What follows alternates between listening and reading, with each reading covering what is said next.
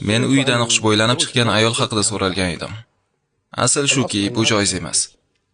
Ayol kishi atir sepib, xushbo'ylanib, uydan chiqishi, keyin esa erkaklar uning hidini sezishlari bu harom bo'lgan ish. Tabiiyki ko'chada u erkaklarning oldidan o'tadi.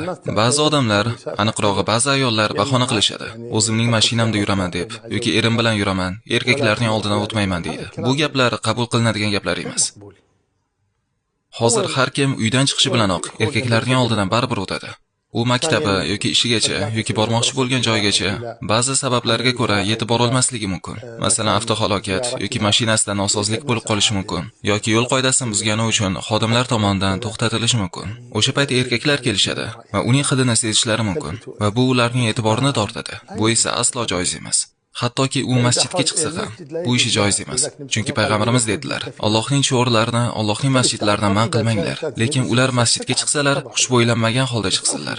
Agar xohlasa, ayollarning majlisiga xushbo'ylanib chiqaversin yoki buni o'zining uyida qilsin. Lekin u uyda bo'lmagan holatlarda atir ishlatishi mumkin emas. Chunki bu orqali u o'ziga e'tiborni jalb qiladi. Ayniqsa hozirgi zamonimizda zamonaviy atirlarning hidlari juda ham kuchli va e'tiborni tortadi. Va ayollar bunday ishlarda Alloh tabaraka va taolodan qo'rqishlari kerak. U xushbo'ylanib olishda qanday foyda bor o'zi? Allohga hamdlar bo'lsin, u pokiza va tahorat qilib yuradigan ayol bo'lsa va mendan yomon hid chiqmasligi uchun shunday qilaman deyishga ham hojat yo'q. Ayollarning muammosi shundaki, u boshqalar haqida ko'p o'ylaydi. Odamlar mendan ter hidini sezib qolsalarchi deydi. Lekin Allohga hamdlar bo'lsin, qanday qilib uni ter hidi bo'lishi mumkin? Agar deylik bo'lsa ham, muammo nimada? Ter hidini sezishsa ham, muhimi sen Allohga itoatsizlik qilmagan bo'lasan. Alloh tabaraka va taolodan o'zi suygan va rozi bo'lgan ishlarni qilishda bizga yordam berishini so'rayman.